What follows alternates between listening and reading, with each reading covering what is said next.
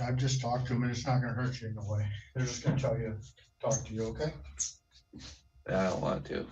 Good afternoon, Mr. Gill or Mr. Gille. How do you pronounce your last name, sir? Yeah, I don't want to talk to you. Okay.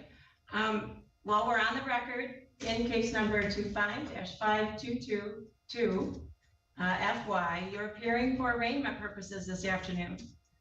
We have Ms. Mistely, the defense attorney, available through the Indigent Defense Counsel, who will be assisting you with this arraignment. And what I'm going to do is to place you and Ms. Mistely in a breakout room. It's a place really where you will have a private conversation with her, not on the record, so that she can go over the issues regarding the arraignment before we continue.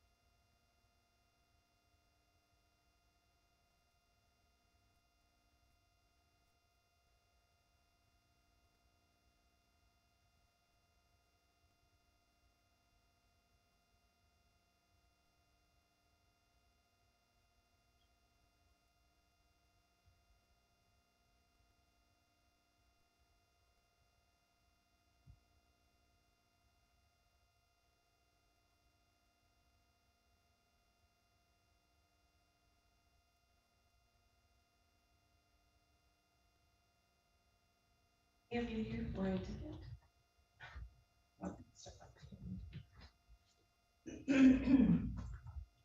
Sorry. No, it's okay. You haven't. Yes, 17.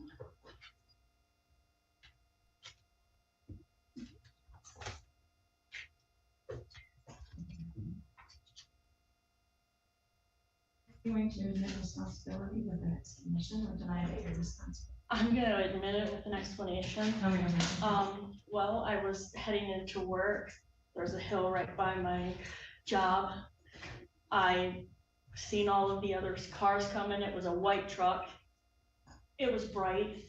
The sun was just coming up. It was approximately 10 o'clock in the morning. I didn't see him, but he was going so fast too that he didn't even attempt to stop. He didn't attempt to swerve. He did nothing. My record has been, I haven't had any tickets in a long, long time. And I'm afraid that this is gonna hurt some of for me to be able to move up in the company that I work for. So if you admit responsibility, however, the court doesn't have any jurisdiction over the points. They're assessed by the Secretary of State. Okay. You can check online to see if there are other avenues that you might have, or other options that you might have with the Secretary of State. But as far as the court is concerned, there isn't anything that we can do regarding points. Okay. So tell me about the traffic crash. Were the vehicles able to leave the scene? No. Disabled. And was there injury? No.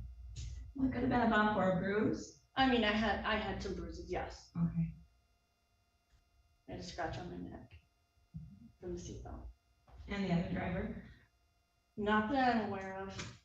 He didn't go be checked out. He didn't say anything about that. So the fines and costs are $155. It's due within 10 days from today. Okay. If you'd like to get it paid today, you may, back with the clerk protected. Okay. Mail it back in. You can make partial payments if you need. Okay. If you don't get it paid, we'll mail you a letter.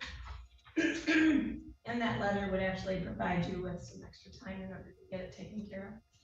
May I verify your contact information? Yes. My phone number is 231-886-0209.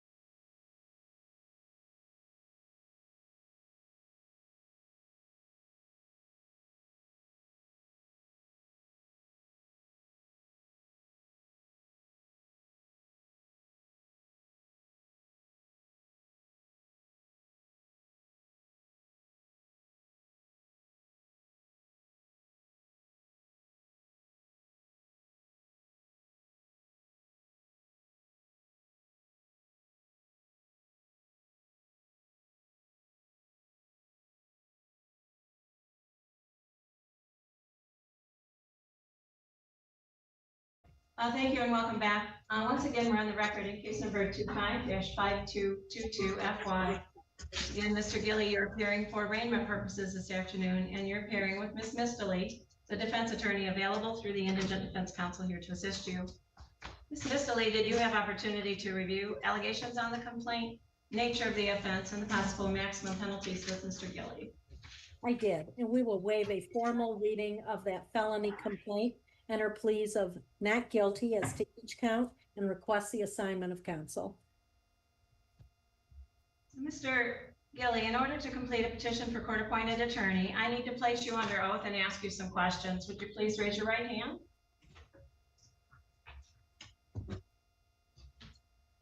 Thank you. And you swear that the information you're about to give me will be the truth to the best of your knowledge? Yeah. Thank you, and you're welcome to lower your hand.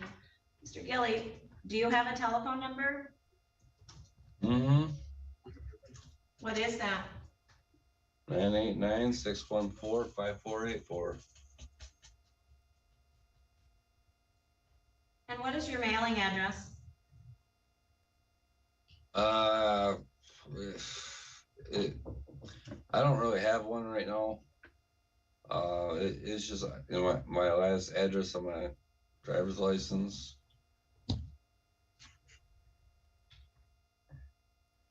I don't know. I don't get mail there though. Okay. Before you came to jail, where were you staying? Where were you living? Did you just hear what I said to the magistrate and okay, or whatever, to the person I was talking to in private? No, she did not. We were speaking privately, sir. Was that recorded to share No. with our attorney? Nobody heard that but you and me. Okay, so I guess I have to repeat myself. Well, Anyway, is this being recorded now? yes. Okay, yeah. Anyway, I saw a black and white video on the internet about psychotropic drugs being Mr. during Gille, for Mr. murder Gille, people. just hold on. Don't Don't, cut me please, off. please don't talk about that because it can be used against you. Just tell her your last known address, okay? Just tell her your last address that you remember. Yeah, it's on my license, 1355 Mackinac Ave, Okay, Sheboygan, Michigan, thank you. 9721. Yep. Do you receive any source of income or assistance? Yeah, What kind of income do you get? SSA. Do you own a vehicle? Not anymore. And do you have any money in a checking account or savings account? Any cash on hand? Not to give you. Well, this would be to see if you could hire your own attorney. Do you think you could qualify to hire your own attorney? Possibly, maybe if I save up some money. But not right now? You don't have enough right this minute? No. Okay. So I will appoint an attorney for you. I'm going to remind you that you have the right to remain silent. Anything that you say orally or in writing can be used against you. You have the right to have an attorney present during any questioning. If you could not afford an attorney, the court would appoint one at public expense. You have the right to have the attorney present during all subsequent court proceedings. You have the right to a preliminary examination. In this case, it will be scheduled for August 12th. It would be at 11 a.m. with Judge Stepka. Also, on August 6th, you'll have a probable cause conference. So we also have with us this afternoon, Ms. Muggenberg, the prosecuting attorney for Grand Traverse County. And Ms. Muggenberg, for the people, do you have information you'd like me to know regarding bond? Yes, Your Honor. When you consider pretrial release, I've asked you to consider a number of factors, including prior criminal record. The defendant does have 2 prior assaultive convictions, as well as at least 1, if not more, malicious destruction of property convictions. Additionally, he does unfortunately have a history of mental illness, including prior involuntary hospitalizations. I'd also ask you to look at the seriousness of the offense. Clearly, this is one of the most serious crimes that someone can commit in the state of Michigan, and it has a huge impact on public safety. The probability of conviction is something else the court is told by statute to look at, and in this case, I can say as an officer of the court that the majority of this crime was caught on surveillance video. The defendant is not employed. Sorry. I didn't say anything. The defendant's not employed, currently homeless, and talking to his family. He has little to no contact with them, unable at this time to reside with family members. So we would ask the court to put in place a significant cash bond at this time. We believe that it's truly the only way to protect the public at this point. Thank you. Ms. Dilly? Thank you. So the court will note that Mr. Gille has no prior felony convictions. His last offense was over 11 years ago. He is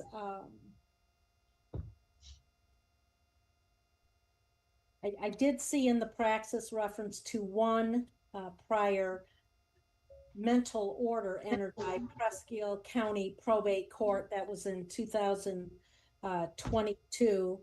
I don't know if that's still in effect or not. My guess is it is not.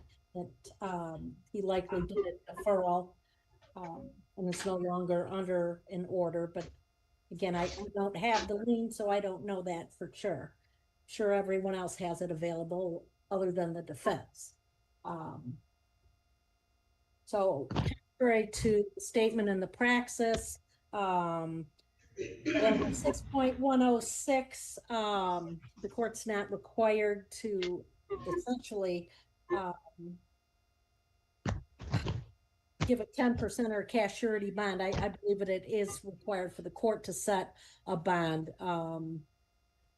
Subparagraphs 1A and 1B do not apply here, as we don't have a defendant charged with treason, murder, or violent felony, and at the time he was not on probation, parole, or release for another violent felony, nor is this a CSC or non-robbery or kidnapping. So we would ask the court to set an appropriate cash or surety bond. Thank you. So the court is very concerned about the allegations in this complaint. Certainly is one of the most heinous accusations from an individual that's been before this court in 30-some years. Well, you know the tobacco. Y'all like have the tobacco company, and you're selling cigarettes with fiberglass and chemicals in them just to kill off the population. You know, and you can't really accuse me of anything if you're doing that, you know, so. Okay, so I'm going to mute you for right now because I need to let you know what my decision is with regard to bond. Mr. Gille, your bond is going to be a $100,000 cash or surety bond. Conditions on the bond are that you may not use nor possess any alcohol, any illegal substance, or any controlled substance, including marijuana, any mind or mood altering substances, or any non-prescribed medication. You would submit to 4 times per month urine screens. You would submit to discretionary PBTs and discretionary urine screens whenever requested by a police officer or any court personnel, so you may not refuse. You may not use nor possess any weapons of any sort, nor use any object as a weapon. You will have no threatening, intimidating, harassing, or violent behavior towards any person. Be respectful of all court employees and care providers during the course of your case. You may not return to any Walmart. You should hear from your court-appointed attorney by the 1st of next week. And once again, your preliminary examination will be August 12th. Ms. Mistley, do you have anything further? I do not. Thank you. And Ms. Muggenberg? Nothing further. Thank you. Thank you.